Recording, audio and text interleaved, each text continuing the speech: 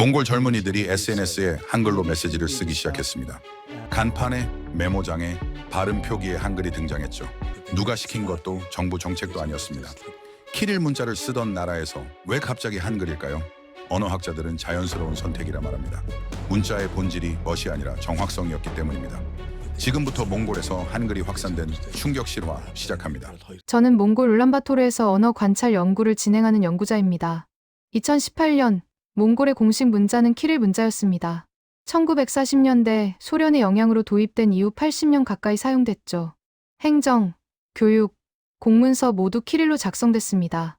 몽골 전통 문자는 세로쓰기 형태로 존재했지만 일상에서는 거의 사용되지 않았어요. 키릴 문자가 공식 문자로 자리 잡은 건 정치적 배경 때문이었습니다. 그런데 2010년대 중반부터 이상한 현상이 포착됐습니다. 젊은 세대의 SNS 게시물에서 한글이 보이기 시작한 겁니다. 처음엔 K-팝 팬들의 장난 정도로 여겨졌어요. 한류 때문이겠지. 대부분의 언론과 학계가 그렇게 판단했습니다. 하지만 제가 주목한 건 사용 맥락이었습니다.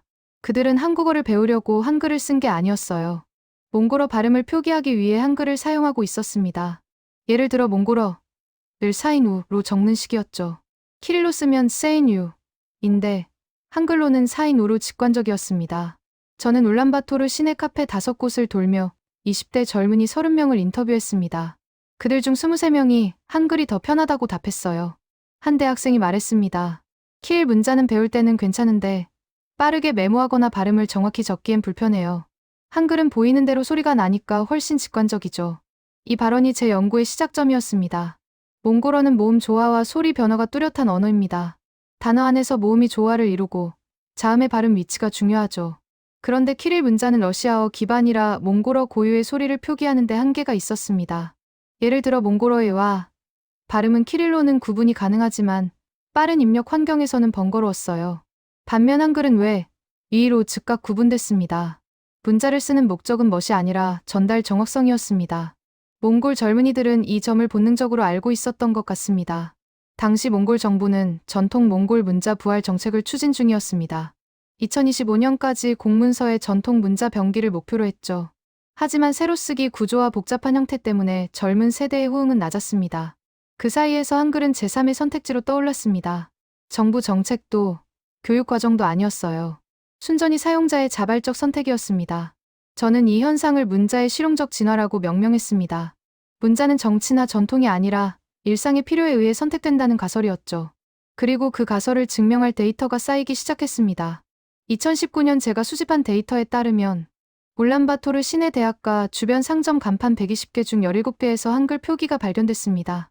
비율로는 약 14%였죠. 대부분 카페, 의류 매장, 휴대폰 액세서리 가게처럼 젊은 층이 주 고객인 업종이었어요. 간판에는 몽골어 상호를 한글로 적어놓은 경우가 많았습니다. 예를 들어 라는 찻집은 차이니 가자르로 표기했죠. 킬 알파벳보다 한글이 시각적으로 돋보였고 젊은 고객들의 반응도 좋았다고 합니다. 한 가게 주인은 이렇게 말했어요. 손님들이 사진 찍어서 SNS에 올려요. 한글 간판이 독특하다고요. 마케팅 효과가 있더라고요. 이건 단순한 유행이 아니었습니다. 한글이 몽골 젊은이들 사이에서 실용적 도구로 자리 잡기 시작한 겁니다. 저는 이 현상의 언어학적 배경을 분석하기 시작했습니다. 몽골어와 한글의 구조적 호환성을 검토했죠. 몽골어는 자음 14개, 모음 7개로 구성됩니다.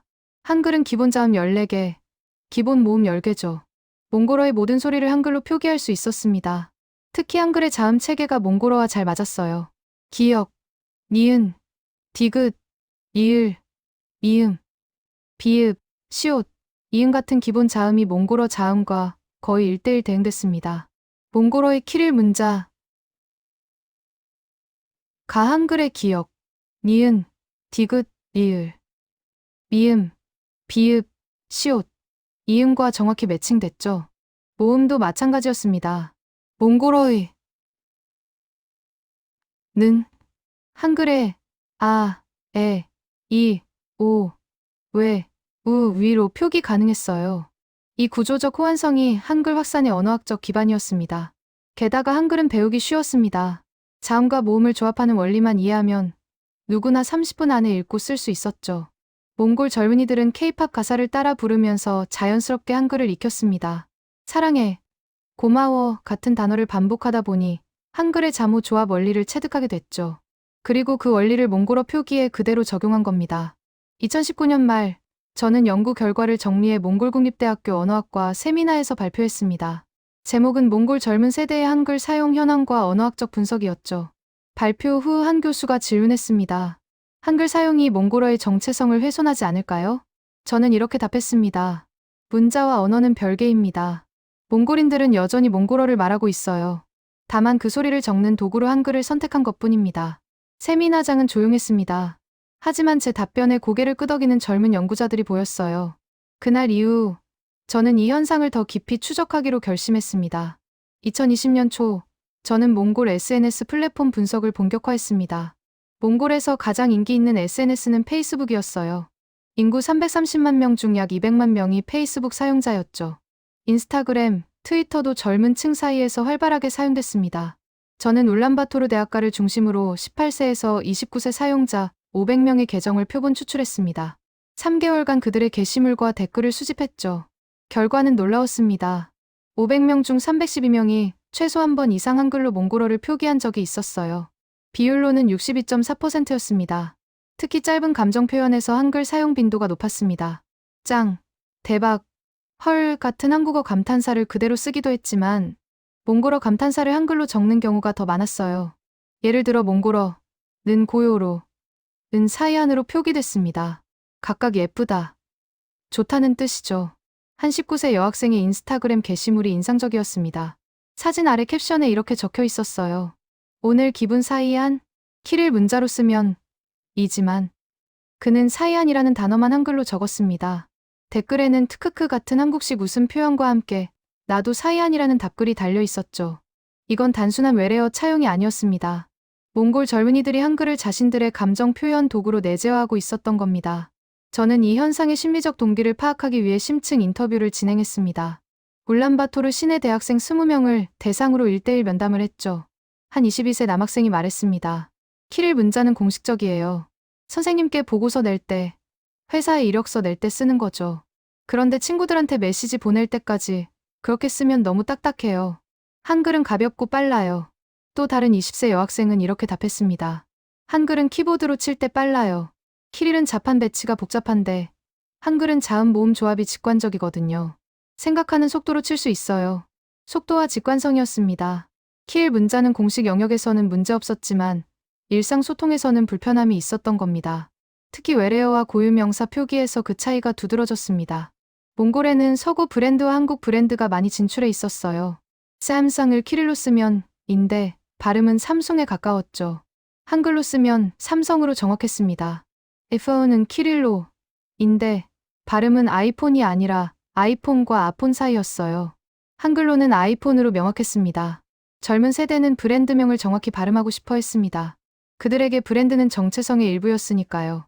한 전자제품 판매점 직원이 말했습니다. 손님들이 제품명을 한글로 메모해서 보여줘요. 갤럭시, 에어팟 이런 식으로요. 키릴보다 훨씬 알아보기 쉬워요. 이 현상은 소비 문화와도 연결돼 있었습니다. 2020년 몽골의 1인당 GDP는 약 4,000달러 수준이었습니다. 젊은 세대는 경제 성장과 함께 성장한 첫 세대였죠. 그들은 글로벌 브랜드, K-팝, 서구 문화를 자연스럽게 접했습니다. 그리고 그 문화를 표기하는데 키릴 문자가 적합하지 않다고 느꼈던 겁니다. 저는 이 가설을 검증하기 위해 상점 간판 데이터를 다시 분석했습니다. 2019년 수집한 120개 간판 중 한글 표기가 있는 17개를 다시 방문했죠. 그중 12곳이 외래어나 브랜드명을 한글로 표기하고 있었습니다. 커피, 치킨, 버거, 샵 같은 단어들이었어요. 한 치킨 가게 간판에는 몽골 치킨이라고 적혀 있었습니다. 키릴로는 이었죠. 주인에게 물었습니다. 왜 치킨만 한글로 쓰셨어요? 그가 답했습니다. 치킨이라고 쓰니까 젊은 사람들이 바로 알아봐요. 키릴로 치킨이라고 쓰면 발음이 애매하거든요. 한글이 더 정확해요. 정확성이었습니다. 다시 한번 같은 키워드가 나왔죠. 저는 이 지점에서 한 가지 중요한 사실을 깨달았습니다. 한글 확산은 문화적 동경이 아니라 기능적 필요에서 시작됐다는 점이었어요. 물론 K-팝의 영향을 부정할 수는 없습니다. K-팝이 한글 노출의 계기였던 건 사실이니까요. 하지만 젊은이들이 한글을 계속 사용한 이유는 K-팝 팬심 때문이 아니었습니다. 한글이 몽골어 발음을 더 정확하게, 더 빠르게, 더 직관적으로 표기할 수 있었기 때문입니다. 2020년 6월, 저는 몽골 교육부 산하 언어정책연구소를 방문했습니다. 한글 확산 현상에 대해 공식 입장을 듣고 싶었죠. 담당 연구원이 말했습니다. 우리도 이 현상을 주목하고 있습니다. 하지만 개입할 계획은 없어요. 언어는 살아있는 유기체니까요. 사용자가 선택하는 겁니다. 그는 이어서 말했습니다. 전통 몽골 문자 부활 정책은 계속 추진됩니다. 하지만 강제할 수는 없어요. 젊은 세대가 한글을 선택한다면 그건 그들의 권리입니다.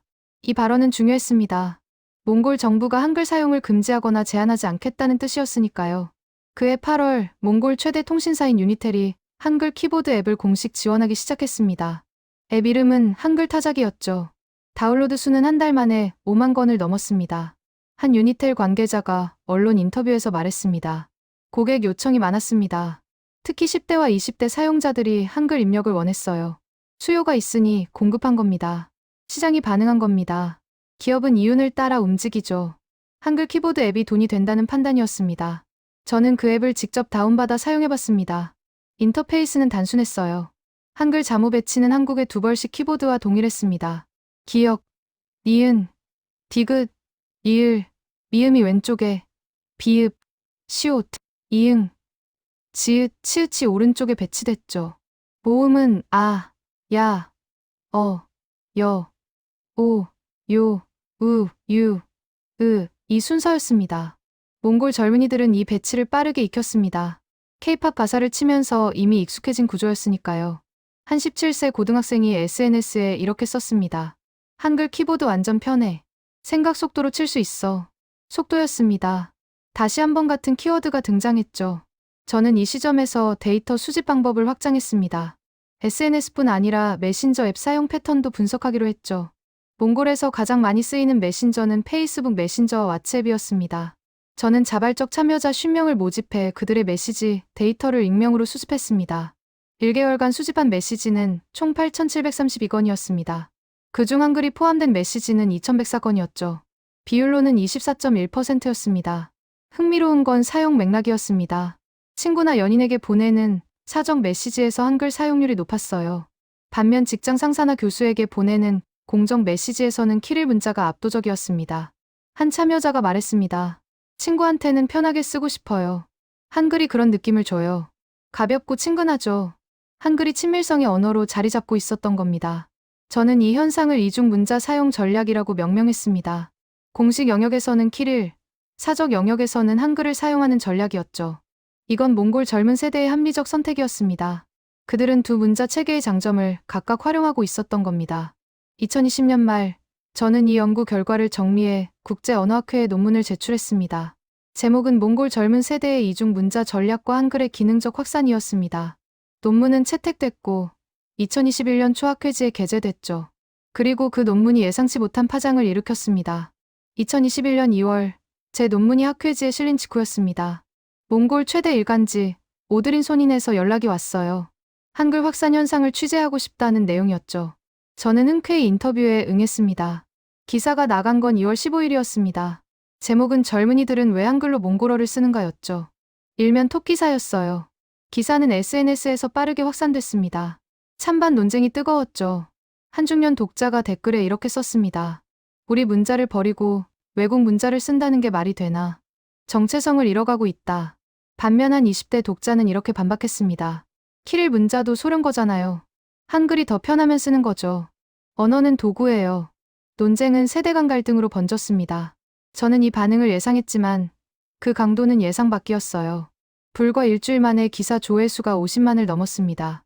몽골 인구를 생각하면 엄청난 수치였죠. 그해 3월 몽골 국회에서 이 문제가 다뤄졌습니다. 한 야당 의원이 질의했어요.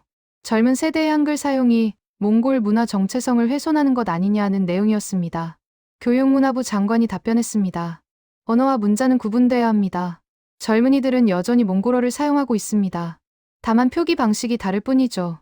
정부가 개입할 사안은 아니라고 봅니다. 이 답변은 중요한 의미가 있었습니다. 정부가 공식적으로 한글 사용을 인정한 겁니다. 하지만 논쟁은 계속됐어요. 몽골 전통문화보존협회가 성명을 발표했습니다. 한글 확산은 문화 침탈의 신호탄이다. 정부는 전통 문자 교육을 강화해야 한다는 내용이었죠. 반면 몽골 청년연합은 반대 성명을 냈습니다. 문자 선택은 개인의 자유다. 전통을 강요하는 건 시대착오적이다라고 주장했습니다. 저는 이 논쟁을 지켜보며 한 가지 사실을 깨달았습니다. 한글 확산은 단순한 언어 현상이 아니라 세대 갈등과 정체성 논쟁이 중심이 되고 있었던 겁니다. 그해 4월, 저는 울란바토르 시내 고등학교 3곳을 방문했습니다. 교사들의 의견을 듣고 싶었죠. 한국어 교사가 말했습니다. 학생들이 과제를 한글로 제출하는 경우가 있어요. 저는 키릴로 다시 쓰라고 했죠. 학교에서는 공식 문자를 써야 한다고 생각해요. 또 다른 교사는 달랐습니다. 학생들이 한글로 메모하는 걸 본 적 있어요. 막지는 않았어요. 이해는 빠르더라고요. 학습 도구로 나쁘지 않다고 봅니다. 교육 현장에서도 의견이 갈렸습니다. 저는 학생들도 인터뷰했습니다. 한 17세 여학생이 말했습니다. 수업 시간에는 키릴로 필기해요. 당연하죠. 그런데 집에서 복습할 때는 한글로 메모해요. 더 빨리 쓸 수 있거든요. 또 다른 16세 남학생은 이렇게 답했습니다. 친구들끼리 쪽지 주고받을 때 한글 써요.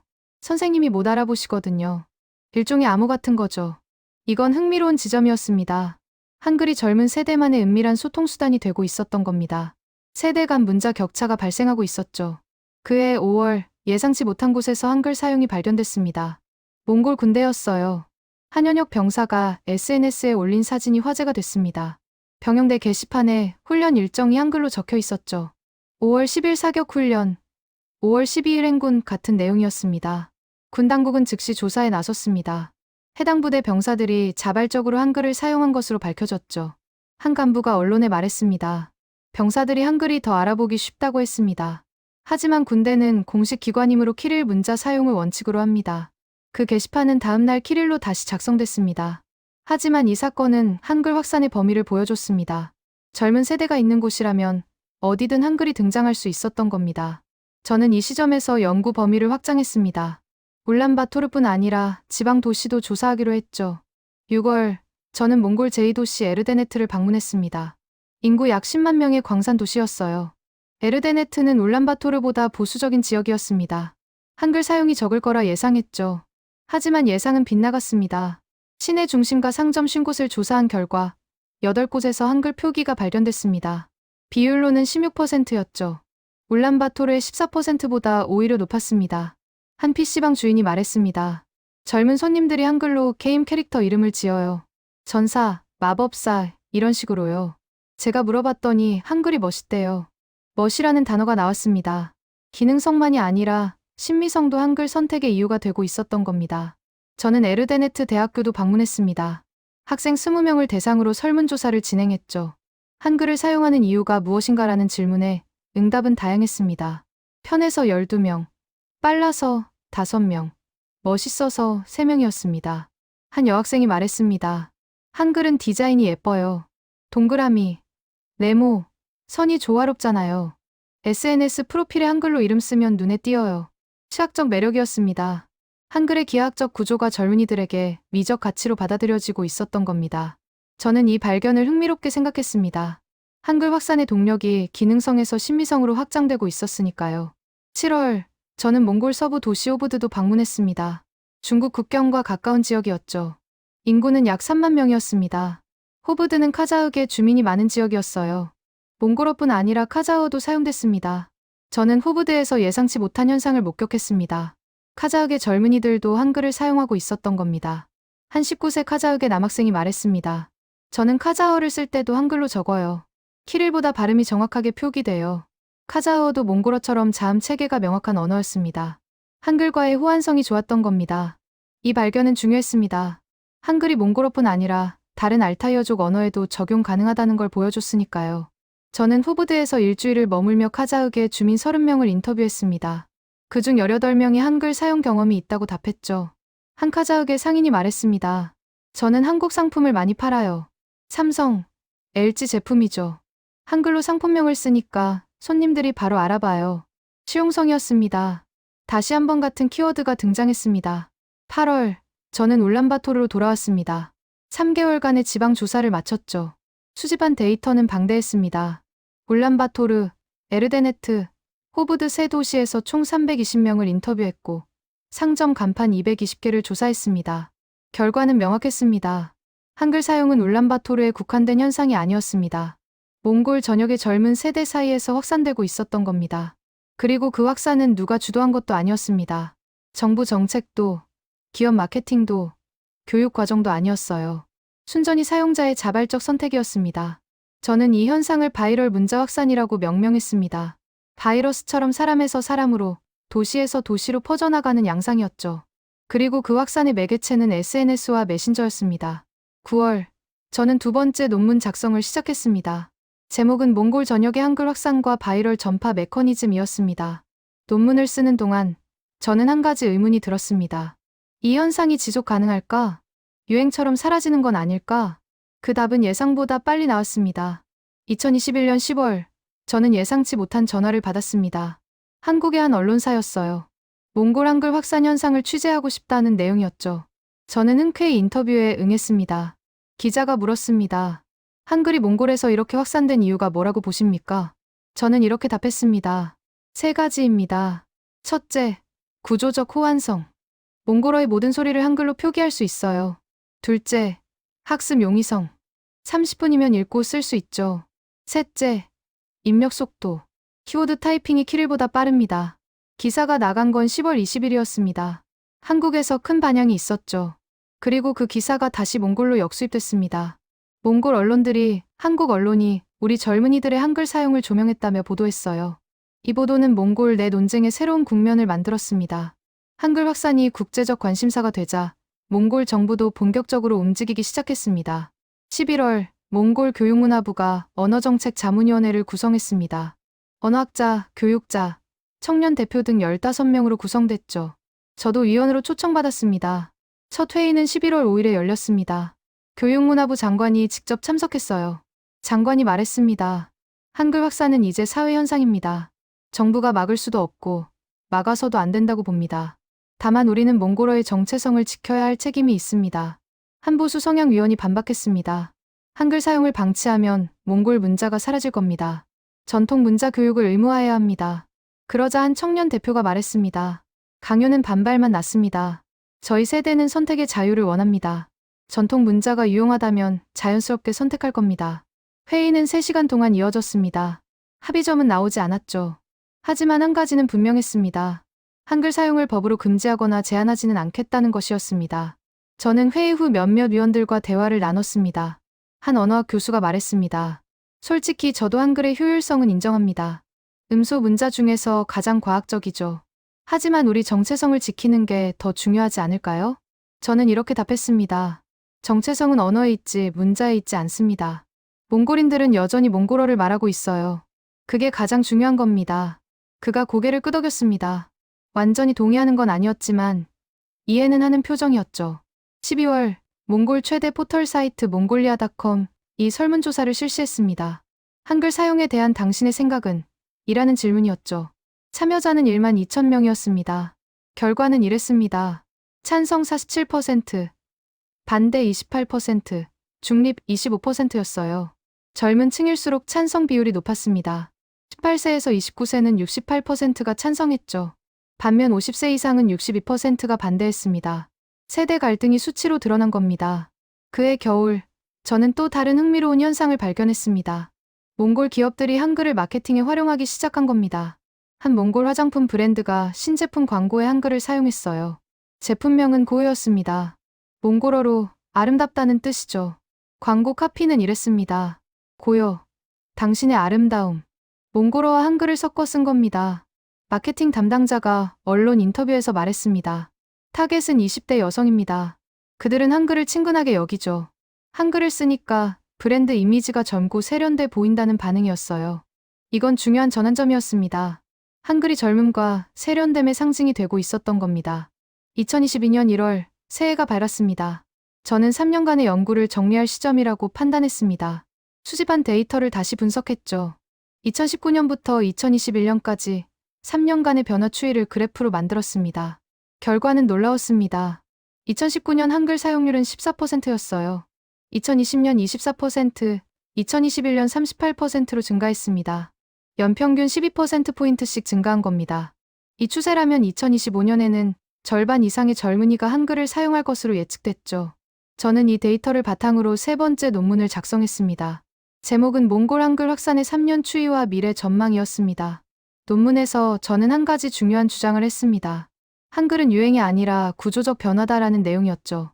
유행은 시간이 지나면 사라집니다. 하지만 구조적 변화는 되돌리기 어려워요. 한글은 이미 몽골 젊은 세대의 일상에 깊이 뿌리내렸다는 게 제 분석이었습니다. 2월, 예상치 못한 곳에서 연락이 왔습니다. 유네스코 아시아 태평양 지역 사무소였어요. 담당자가 말했습니다. 몽골의 한글 확산 현상이 흥미롭습니다. 문자 전파 사례로 기록할 가치가 있다고 봅니다. 보고서를 작성해 주실 수 있나요? 저는 동의했습니다. 국제기구가 관심을 갖는다는 건 이 현상이 학술적으로 중요하다는 의미였으니까요. 3월부터 6월까지 저는 유네스코 보고서 작성에 몰두했습니다. 제목은 몽골 젊은 세대의 한글 채택 자발적 문자 전환 사례 연구였습니다. 보고서에서 저는 몇 가지 핵심 요인을 정리했습니다. 첫째, 음소 문자의 우월성.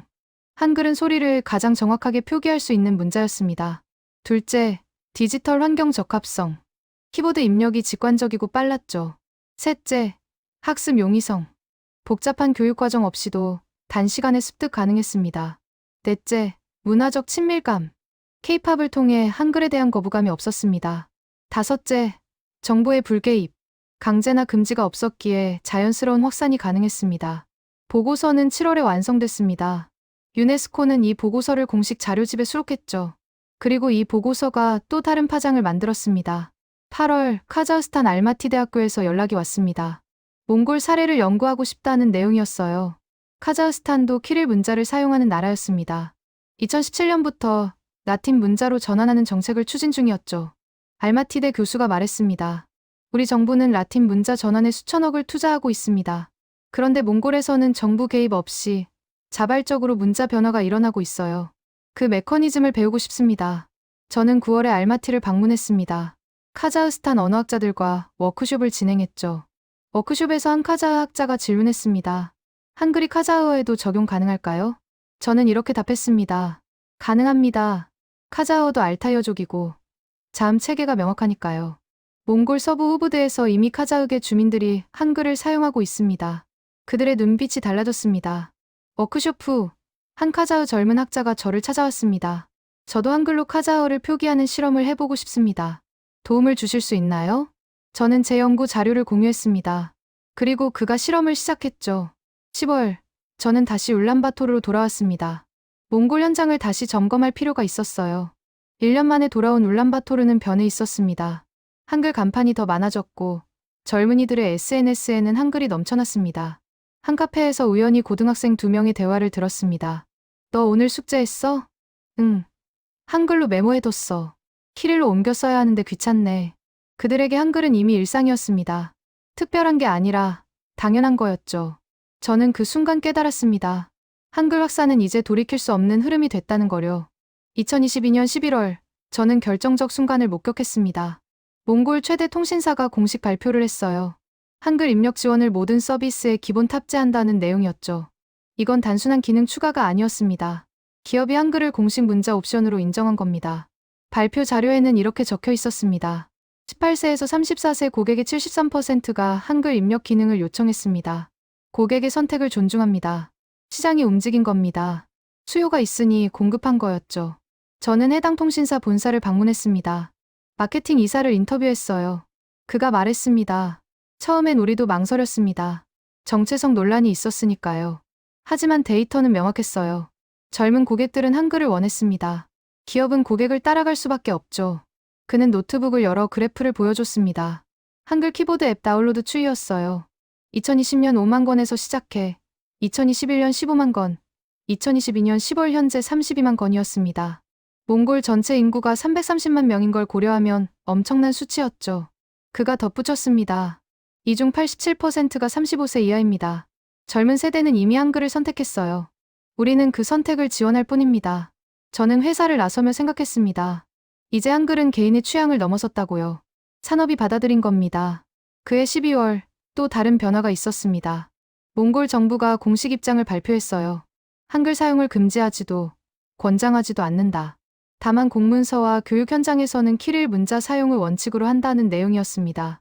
이건 사실상 한글 사용을 인정한 겁니다. 금지하지 않는다는 건 허용한다는 뜻이니까요. 보수 진영은 반발했습니다. 전통문화보존협회가 성명을 냈죠. 정부가 방조하면 몽골 문자가 사라질 것이다 라는 내용이었습니다. 하지만 여론은 달랐어요. 몽골 최대 포털 사이트가 다시 설문조사를 실시했습니다. 2021년 12월에 이어 두 번째였죠. 참여자는 1만 5천 명이었습니다. 한글 사용에 대한 당신의 생각은? 이라는 질문이었어요. 결과는 놀라웠습니다. 찬성 56%, 반대 22%, 중립 22%였습니다. 1년 전과 비교하면 찬성은 9%포인트 증가했고 반대는 6%포인트 감소했죠. 여론이 움직이고 있었습니다. 2023년 1월 새해가 밝았습니다. 저는 울란바토르 시내 서점 5곳을 방문했습니다. 한글 학습서가 있는지 확인하고 싶었죠. 놀랍게도 3곳에서 한글 학습서를 판매하고 있었습니다. 3시간 만에 배우는 한글, 한글로 몽골어 쓰기 같은 제목이었어요. 한 서점 주인이 말했습니다. 지난해 여름부터 팔기 시작했어요. 젊은 손님들이 많이 찾더라고요. 한 달에 20권 정도 나갑니다. 출판 시장까지 반응한 겁니다. 저는 그 책들을 구입해 읽어봤습니다. 내용은 간단했어요. 한글 자무 소개, 조합 원리, 몽골어 단어 표기 예시 정도였습니다. 하지만 중요한 건 이 책들이 존재한다는 사실이었습니다. 시장이 수요를 감지하고 상품을 만든 거죠. 2월, 저는 몽골국립대학교 학생 100명을 대상으로 설문조사를 실시했습니다. 한글을 얼마나 자주 사용하는가라는 질문이었어요. 결과는 이랬습니다. 매일 42명, 주 3회 이상 31명, 가끔 18명, 사용 안 함 9명이었습니다. 매일 또는 주 3회 이상 사용하는 학생이 73명이었죠. 대학생 10명 중 7명이 정기적으로 한글을 쓰고 있었던 겁니다. 한 21세 여학생이 말했습니다. 저는 일기를 한글로 써요. 솔직한 감정을 표현하기에 한글이 더 편해요. 키릴은 너무 공식적인 느낌이거든요. 또 다른 23세 남학생은 이렇게 답했습니다. 저는 코딩할 때 주석을 한글로 달아요. 변수명도 한글로 짓고요. 영어보다 이해가 빨라요. 한글이 다양한 용도로 사용되고 있었습니다. 단순한 채팅이나 메모를 넘어 개인적 기록과 전문 작업에까지 확장된 거죠. 3월, 저는 예상치 못한 제안을 받았습니다. 몽골 교육부가 연락을 해왔어요. 한글 선택 과목 도입을 검토 중인데 자문을 해줄 수 있느냐는 내용이었습니다. 저는 교육부를 방문했습니다. 담당 국장이 설명했죠. 학생들이 원한다면 선택 과목으로 한글을 배울 수 있게 하려고 합니다. 의무는 아니에요. 영어, 중국어, 러시아어처럼 선택 외국어 과목으로요. 저는 질문했습니다. 한글을 외국어로 분류하시는 건가요? 국장이 답했습니다. 애매합니다. 학생들은 한국어를 배우려는 게 아니라 한글 자체를 배우려고 하거든요. 그래서 과목명을 한글 문자학으로 정했습니다. 흥미로운 접근이었습니다. 한글을 언어가 아니라 문자 체계로 가르치겠다는 거였죠. 저는 교육 과정 초안을 검토했습니다. 총 12시간 과정이었어요. 1주차는 한글 자무 익히기, 2주차는 조합 원리, 3주차는 몽골어 표기 연습, 4주차는 실용 문서 작성이었습니다. 저는 몇 가지 제안을 했습니다. 몽골어 음운 체계와 한글의 대응 관계를 강조하세요. 그리고 키릴 문자와의 비교도 필요합니다. 학생들이 선택의 근거를 이해해야 합니다. 국장이 고개를 끄덕였습니다. 좋은 제안입니다. 반영하겠습니다. 4월, 파일럿 프로그램이 시작됐습니다. 울란바토르 시내 고등학교 3곳에서 시범 운영됐죠. 신청자는 예상을 뛰어넘었습니다. 한 학교에서는 정원 30명의 지원자가 87명이었어요. 추첨으로 선발해야 했습니다. 저는 그중 한 학교를 방문해 수업을 참관했습니다. 교사는 젊은 여성이었어요. 그가 칠판에 한글 자모를 적었습니다. 기역, 니은, 디귿, 리을, 미음, 비읍, 시옷, 이응, 지읒, 치읒, 키읔, 티읒, 피읍, 키읔. 학생들이 따라 읽었습니다. 발음이 정확했어요. 교사가 말했습니다. 이 14개 자음이면 몽골어의 모든 자음을 표기할 수 있습니다. 키릴은 33개 문자가 필요하지만 한글은 14개 자음과 10개 모음이면 충분합니다. 한 남학생이 손을 들었습니다. 그럼 한글이 더 효율적이네요? 교사가 미소 지었습니다. 효율성은 사용 목적에 따라 다릅니다. 키릴은 공식 문서에, 한글은 빠른 소통에 적합하죠. 각각의 장점이 있습니다. 균형 잡힌 설명이었습니다. 한글을 가르치되 키릴을 폄하하지 않는 접근이었죠. 수업 후 학생들과 대화를 나눴습니다. 한 17세 여학생이 말했습니다. 저는 이미 한글을 쓸 줄 알아요. SNS에서 배웠거든요. 그런데 학교에서 제대로 배우니까 왜 이렇게 쓰는지 이해가 돼요. 또 다른 18세 남학생은 이렇게 답했습니다. 친구들한테 자랑하고 싶어요. 나 학교에서 한글 배운다고요. 멋있잖아요. 학생들에게 한글은 단순한 도구가 아니었습니다. 정체성의 일부가 되고 있었던 겁니다. 5월, 파일럿 프로그램 결과가 나왔습니다. 세계 학교 총 90명의 학생 중 87명이 과정을 이수했습니다. 이수율 96.7%였죠. 만족도 조사에서는 매우 만족 68%, 만족 29%, 보통 3%였습니다. 불만족은 0%였어요. 교육부는 이 결과를 바탕으로 확대를 결정했습니다. 2023년 9월 새학기부터 전국 50개 고등학교에서 시행하기로 했죠. 보수 진영은 다시 반발했습니다. 정부가 한글을 공식 교육 과정에 넣는 건 몽골 정체성을 포기하는 것이라고 비난했어요. 하지만 교육부 장관은 단호했습니다. 선택 과목입니다. 강요하지 않습니다. 학생의 선택권을 존중하는 겁니다. 논쟁은 계속됐지만 정책은 진행됐습니다. 6월, 저는 다시 지방 도시를 방문했습니다. 1년 만에 찾은 에르데네트였어요. 시내 중심가는 변해 있었습니다. 한글 간판이 2배 가까이 늘었죠. 2021년에는 50개 상점 중 8개였는데 이제는 50개 중 15개였습니다. 비율로는 30%였어요. 한 신규 카페 주인이 말했습니다. 한글 간판이 트렌드예요.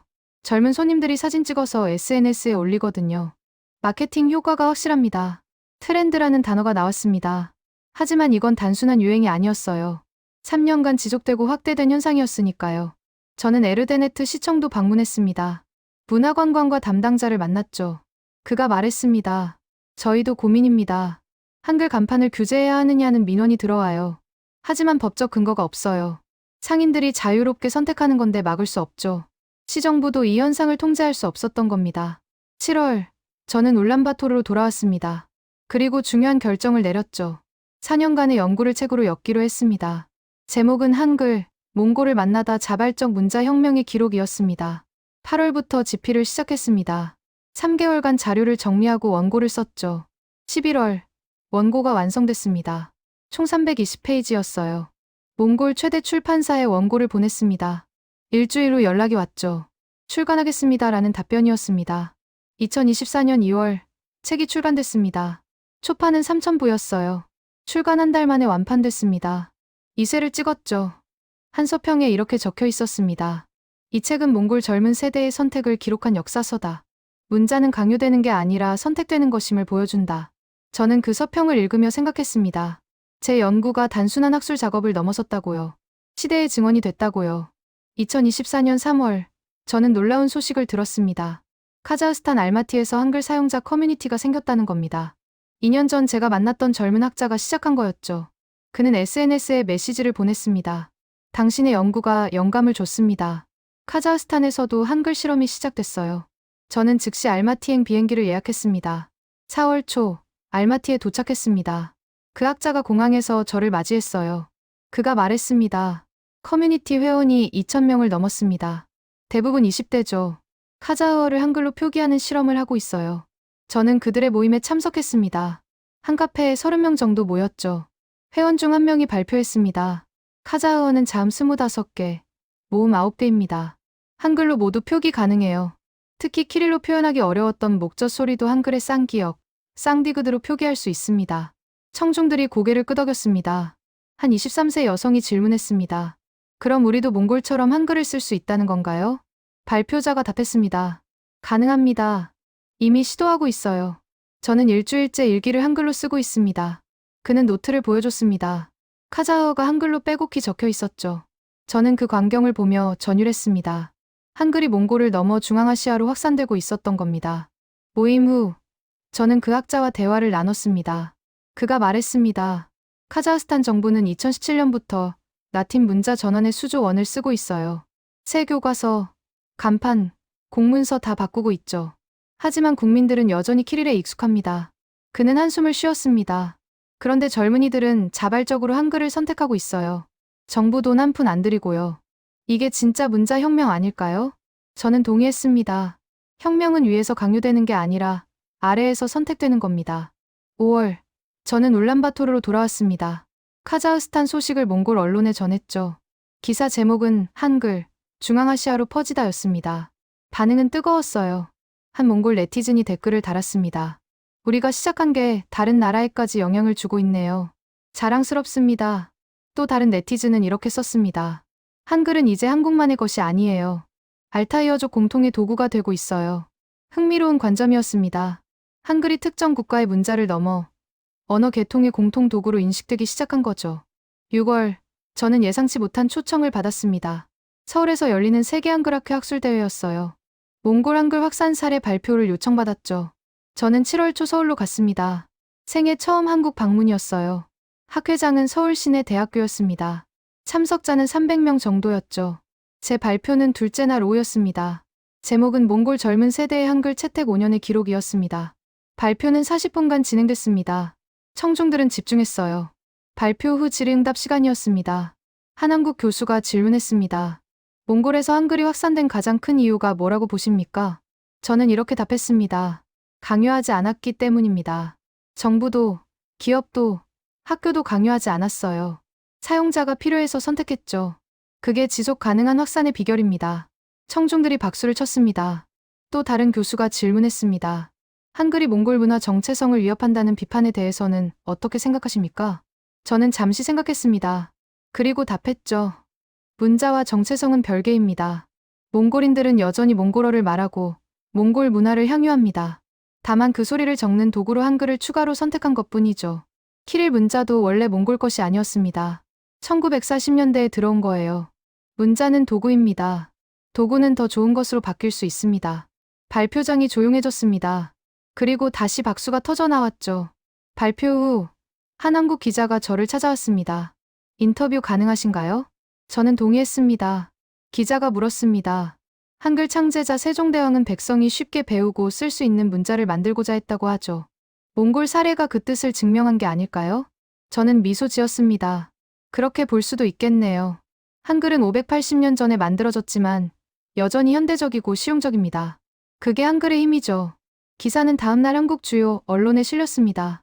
몽골 연구자, 한글의 세계화 가능성 제시라는 제목이었어요. 7월 중순, 저는 다시 울란바토르로 돌아왔습니다. 그리고 중요한 변화를 감지했죠. 몽골 정부가 새로운 정책을 발표한 겁니다. 다중 문자 사용 가이드라인이었어요. 가이드라인 내용은 이랬습니다. 공식 문서는 키릴 문자 사용을 원칙으로 한다. 다만 개인 간 소통, 상업활동, 예술 창작에서는 한글 등 다른 문자 사용을 허용한다. 이건 역사적 순간이었습니다. 정부가 공식적으로 한글 사용을 인정한 겁니다. 보수 진영은 격렬히 반발했습니다.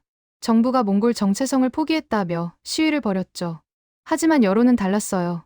포털 사이트 설문조사에서 67%가 정부 결정을 지지했습니다. 한 네티즌이 댓글에 이렇게 썼습니다. 현실을 인정한 거예요. 이미 수십만 명이 한글을 쓰고 있는데 금지할 수도 없잖아요. 9월, 새 학기가 시작됐습니다. 한글 선택 과목이 전국 50개 고등학교에 도입됐죠. 신청자는 예상을 훨씬 넘었습니다. 총 정원 1,500명의 신청자가 4,200명이었어요. 교육부는 급히 추가 학교를 선정했습니다. 결국 70개 학교, 2,100명이 수강하게 됐죠. 한 교육부 관계자가 언론에 말했습니다. 수요가 이렇게 많을 줄 몰랐습니다. 내년에는 더 확대할 계획입니다. 시향이 정책을 앞서가고 있었던 겁니다. 10월, 저는 한글 수업을 참관하러 다시 고등학교를 방문했습니다. 이번엔 시골 마을의 작은 학교였어요. 학생은 15명이었습니다. 모두 진지한 표정으로 수업을 듣고 있었죠. 교사가 질문했습니다. 한글을 배우는 이유가 뭔가요? 한 여학생이 손을 들었습니다. 저는 작가가 되고 싶어요. 한글로 글을 쓰면 감정 표현이 더 자유로운 것 같아요. 또 다른 남학생이 답했습니다. 저는 프로그래머가 되고 싶어요. 코드에 한글 주석을 달면 나중에 이해하기 쉬울 것 같아서요. 각자의 이유가 있었습니다. 하지만 공통점이 있었죠. 한글이 자신의 꿈을 실현하는 도구라고 생각한다는 점이었습니다. 수업이 끝난 후 한 학생이 제게 다가왔습니다. 선생님이 한글 연구하신 분이라고 들었어요. 저는 고개를 끄덕였습니다. 그가 말했습니다. 감사합니다.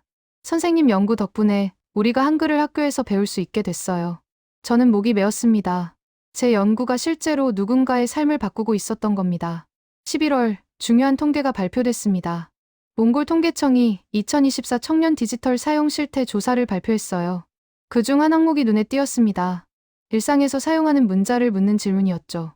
18세에서 29세 응답자 5,000명 중 키릴만 사용 32%, 키릴과 한글 병용 54%, 한글 주로 사용 14%였습니다. 절반 이상이 한글을 사용하고 있었던 겁니다. 이 통계는 충격을 줬습니다. 보수 언론은 몽골 문자의 위기라고 보도했죠. 진보 언론은 젊은 세대의 합리적 선택이라고 분석했습니다. 저는 이 통계를 보며 생각했습니다. 이제 한글은 소수의 실험이 아니라 다수의 일상이 됐다고요. 12월, 연말이 다가왔습니다. 저는 5년간의 연구를 정리하며 한 가지 결론에 도달했습니다. 문자는 강요로 바뀌지 않는다는 것이었죠. 사용자의 필요와 선택이 있어야 합니다. 한글이 몽골에서 확산된 건 정부 정책도 기업 마케팅도 아니었습니다. 사용자가 더 나은 도구를 발견하고 자발적으로 선택한 겁니다.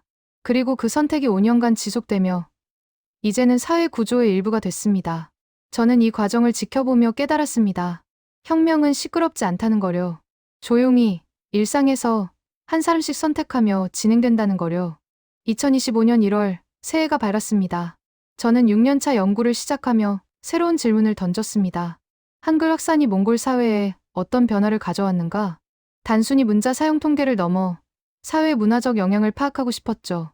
저는 먼저 세대 간 소통 방식을 조사했습니다.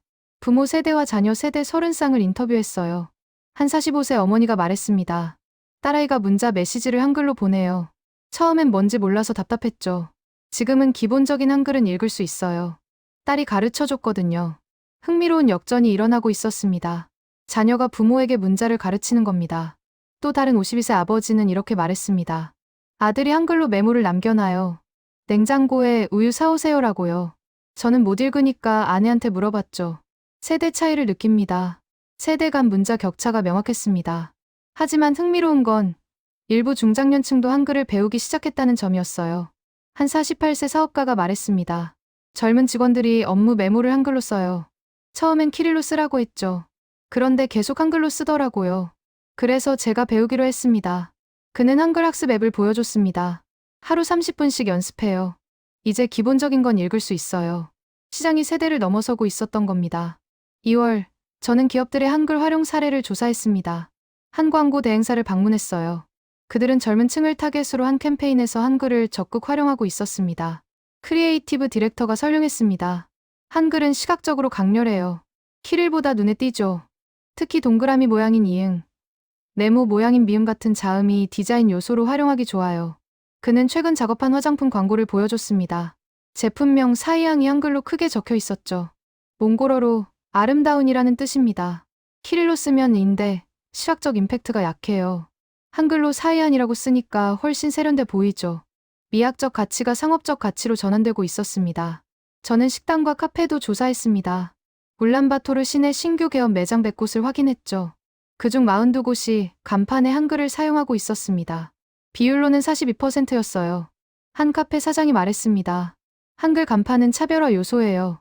젊은 손님들이 인스타그램에 올리거든요. 공짜 홍보죠. 그는 매출 데이터를 보여줬습니다.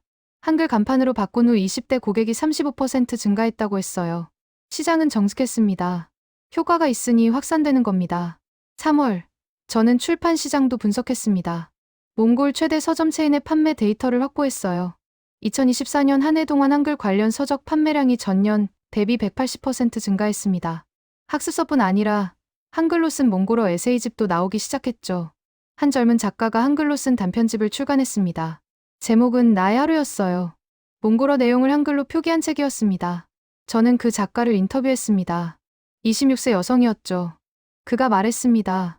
저는 감정을 한글로 쓸 때 더 솔직해져요. 키릴은 너무 정제된 느낌이거든요. 한글은 날 것의 감정을 담기에 적합해요. 출판사 편집자도 이렇게 말했습니다. 처음엔 실험이었어요. 과연 팔릴까 싶었죠. 그런데 초판 2000부가 한 달 만에 완판됐어요. 지금 3쇄 찍고 있습니다. 새로운 장르가 탄생하고 있었던 겁니다. 한글 몽골어 문학이었죠. 4월, 저는 교육 현장의 변화를 추적했습니다. 한글 선택 과목을 운영하는 학교가 70개에서 120개로 늘었습니다. 수강생도 2100명에서 3800명으로 증가했죠. 한 고등학교 교장이 말했습니다. 학생들의 요구가 많았어요. 작년에 정원을 채우지 못할까 걱정했는데 올해는 대기자가 생겼습니다. 저는 수업 방식도 조사했습니다. 초기에는 단순히 자무 익히기 중심이었어요. 하지만 이제는 실용 중심으로 바뀌고 있었습니다. 한 교사가 설명했습니다. 학생들에게 한글로 일기 쓰기, 친구에게 편지 쓰기 같은 과제를 내요. 그냥 배우기만 하면 금방 잊어버리거든요. 써야 자기 것이 됩니다. 교육 방법론이 진화하고 있었습니다. 5월, 저는 놀라운 소식을 들었습니다. 몽골국립대학교 언어학과에서 한글 몽골어학 전공을 신설한다는 겁니다. 학부 과정이었죠. 저는 대학을 찾아갔습니다. 학과장을 만났어요. 그가 말했습니다. 5년 전만 해도 상상도 못했을 일이에요. 그런데 이제는 필요해졌습니다.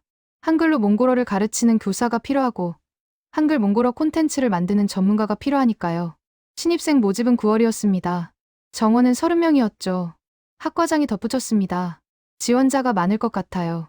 새로운 분야니까 취업도 잘 될 겁니다. 학문 영역으로 제도화되고 있었던 겁니다. 6월, 저는 다시 지방을 돌았습니다. 이번에는 몽골 남부 도시 달란자드가 되었어요. 고비 사막 입구에 있는 소도시였습니다. 인구는 2만 명 정도였죠. 저는 시내 중심가를 걸었습니다. 놀랍게도 작은 도시임에도 한글 간판이 보였어요. 한 휴대폰 수리점 간판에 폰수리라고 적혀 있었습니다.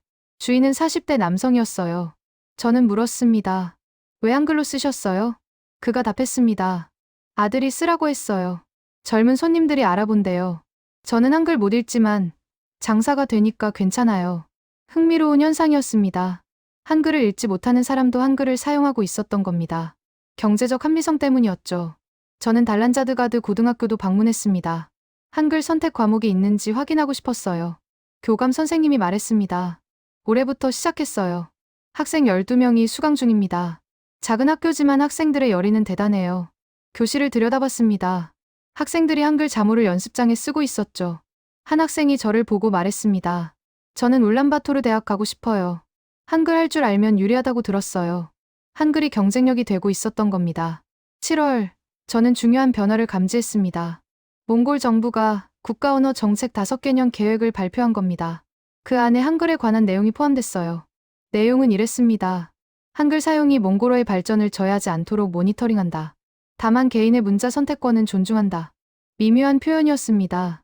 완전히 인정하지도 완전히 거부하지도 않는 입장이었죠. 하지만 중요한 건 정부가 더 이상 한글을 문제로 보지 않는다는 점이었습니다. 현실로 받아들인 겁니다. 8월, 저는 6년간의 데이터를 종합 분석했습니다. 한글 사용률 추이를 그래프로 만들었죠. 2019년 14%에서 시작해 2020년 24%, 2021년 38%, 2022년 51%, 2023년 62%, 2024년 68%였습니다. 2025년 상반기 조사에서는 72%까지 올랐어요. 18세에서 29세 몽골 젊은이 10명 중 7명이 한글을 사용하고 있었던 겁니다. 저는 이 데이터를 보며 확신했습니다. 한글은 이제 몽골 젊은 세대의 표준 도구가 됐다고요. 9월, 저는 4번째 책 집필을 시작했습니다. 제목은 한글 혁명 6년 몽골이 선택한 미래였습니다. 이번 책에서는 단순한 현상 기록을 넘어 미래 전망을 담으려고 했어요. 10년 후 몽골은 어떻게 될까? 한글과 키릴이 공존할까? 아니면 한글이 완전히 대체할까? 저는 여러 시나리오를 그려봤습니다.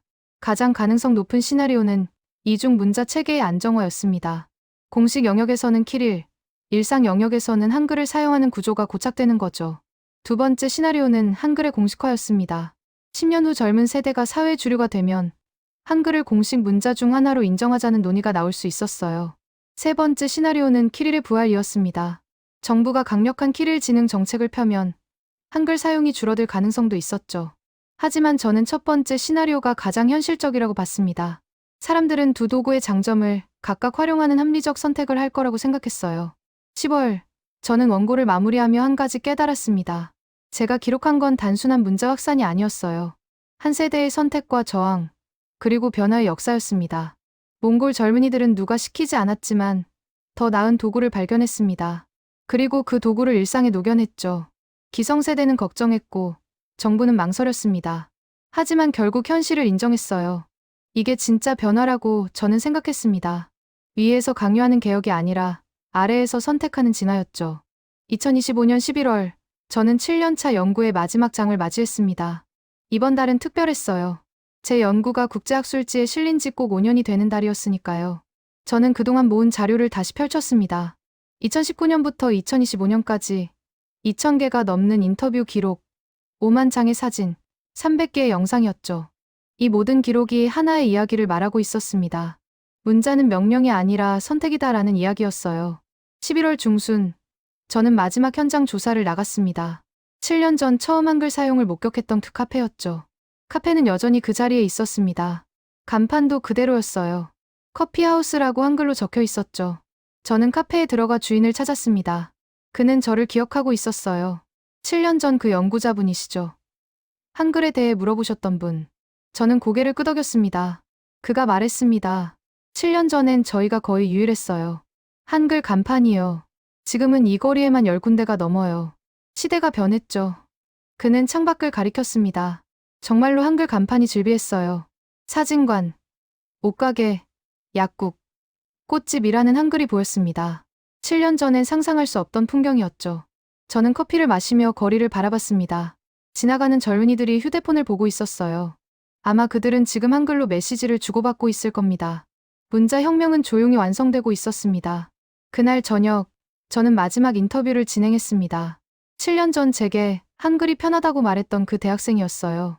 그는 이제 29세가 됐습니다. 스타트업을 운영하고 있었죠. 저는 물었습니다. 아직도 한글을 쓰시나요? 그가 웃으며 답했습니다. 당연하죠. 우리 회사 업무 메신저는 한글이 기본이에요. 빠르고 정확하니까요. 공식 문서는 키릴로 쓰지만 내부 소통은 모두 한글입니다. 그는 휴대폰을 보여줬습니다. 업무 대화방에 한글 메시지가 가득했어요. 회의 내일 오전 10시. 보고서 확인했어요. 수고하셨습니다. 같은 문장들이었습니다. 그가 덧붙였습니다. 저희 세대에게 한글은 이제 특별한 게 아니에요. 공기처럼 자연스러운 겁니다. 당연히 쓰는 거죠. 저는 그 말을 듣고 깨달았습니다. 혁명이 완성됐다는 거려. 혁명은 시끄럽게 끝나지 않습니다. 조용히 일상이 되면서 끝나는 겁니다. 11월 말, 저는 몽골 교육문화부를 마지막으로 방문했습니다. 7년간 여러 번 만났던 그 국장이었어요. 그는 이제 차관으로 승진해 있었습니다. 그가 말했습니다. 선생님 연구 덕분에 우리가 올바른 정책을 펼 수 있었어요. 금지하지도 않고 강요하지도 않는 정책이요. 시장과 국민이 선택하게 한 겁니다. 저는 물었습니다. 앞으로 정부 계획은 어떻게 되나요? 그가 답했습니다. 현 상태를 유지할 겁니다. 키릴은 공식 문자로 계속 사용되고 한글은 개인 선택으로 허용됩니다. 이게 가장 현실적인 해법이에요. 그는 잠시 멈췄다가 덧붙였습니다. 사실 저도 요즘 한글을 배우고 있어요. 손주가 한글로 문자를 보내거든요. 할아버지도 알아야죠. 저는 미소 지었습니다. 세대를 넘어선 겁니다. 12월 초, 저는 네 번째 책의 마지막 장을 썼습니다. 제목은 결론 선택받은 문자였어요. 저는 이렇게 적었습니다. 2019년부터 2025년까지 7년간, 저는 몽골에서 일어난 조용한 혁명을 목격했습니다. 한글이 정부 정책도, 기업 투자도, 교육 과정도 없이 확산된 과정을 기록했죠. 이 현상이 우리에게 말해주는 건 명확합니다. 문자는 강요로 바뀌지 않습니다. 사용자의 필요와 선택이 있어야 합니다. 저는 계속 썼습니다. 한글이 몽골에서 선택받은 이유는 세 가지였습니다. 첫째, 구조적 완벽성입니다. 몽골어의 모든 소리를 정확히 표기할 수 있었죠. 둘째, 학습 용이성입니다. 복잡한 교육 없이도 단시간에 익힐 수 있었습니다. 셋째, 실용적 편의성입니다. 디지털 환경에서 빠르고 직관적이었어요. 그리고 가장 중요한 문장을 적었습니다. 하지만 무엇보다 중요한 건 누구도 강요하지 않았다는 점입니다. 정부가 금지하지 않았고 기업이 밀어붙이지 않았으며 학교가 강제하지 않았습니다. 사용자가 더 나은 도구를 발견하고 스스로 선택했습니다. 그게 지속 가능한 변화의 비결이었습니다. 저는 키보드에서 손을 뗐습니다. 7년 연구의 결론이었어요. 12월 중순, 저는 마지막 통계를 확인했습니다. 몽골 통계청이 2025년 언어 사용 실태 조사를 발표했어요. 가장 큰 표본 조사였습니다. 전국 18세 이상 성인 1만 명을 대상으로 했죠. 결과는 놀라웠습니다. 18세에서 29세 응답자 중 76%가 한글을 자주 사용한다고 답했습니다. 30세에서 39세는 42%, 40세에서 49세는 18%, 50세 이상은 6%였어요. 세대별로 명확히 나뉘었습니다. 젊을수록 한글 사용률이 높았죠. 하지만 중요한 건 다른 수치였습니다. 한글 사용이 몽골어를 위협한다고 생각하느냐는 질문에 그렇지 않다가 68%였어요. 국민 다수가 한글을 위협이 아니라 도구로 인식하고 있었던 겁니다. 저는 이 통계를 보며 확신했습니다. 논쟁은 끝났다고요. 한글은 이제 몽골 사회의 일부가 됐다고요. 12월 20일, 저는 네 번째 책 원고를 출판사에 넘겼습니다. 총 380페이지였어요. 편집자가 말했습니다. 이 책은 역사가 될 겁니다. 한 시대의 변화를 목격하고 기록한 유일한 문서니까요. 저는 겸손하게 답했습니다. 저는 그저 관찰하고 기록했을 뿐입니다. 진짜 주인공은 선택한 사람들이죠. 12월 말, 연말이 다가왔습니다. 저는 2019년 처음 조사를 시작했던 그 대학가 카페로 돌아갔습니다. 혼자 커피를 마시며 7년을 돌아봤죠. 창밖으로 젊은이들이 지나갔습니다. 그들은 휴대폰으로 메시지를 보내고 있었어요. 아마 한글로 쓰고 있을 겁니다. 간판에는 한글이 보였습니다. 거리 곳곳에 한글이 있었죠. 이게 2025년 울란바토르의 풍경이었습니다. 7년 전에는 상상할 수 없던 모습이었어요. 저는 노트북을 열어 마지막 문장을 적었습니다.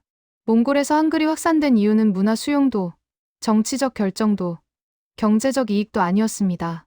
단지 더 나은 도구였기 때문입니다. 소리를 정확히 적고 빠르게 입력하며 쉽게 배울 수 있는 문자였죠. 사람들은 더 나은 도구를 선택합니다. 그게 인간의 본능입니다. 몽골 젊은이들은 그 본능을 따랐을 뿐입니다. 저는 노트북을 닫았습니다. 7년간의 여정이 끝났습니다. 하지만 한글의 여정은 계속될 겁니다. 카자흐스탄에서, 키르기스스탄에서, 어쩌면 다른 중앙아시아 국가에서도요. 문자는 국경을 넘습니다. 더 나은 도구는 결국 선택받으니까요. 저는 커피를 마지막 한 모금 마시고 카페를 나섰습니다. 거리는 한글로 빛나고 있었습니다. 2025년 12월 31일, 몽골 울란바토르. 한글 혁명 7년의 기록이 끝났습니다. 하지만 이야기는 끝나지 않았습니다. 이제 시작일 뿐이니까요.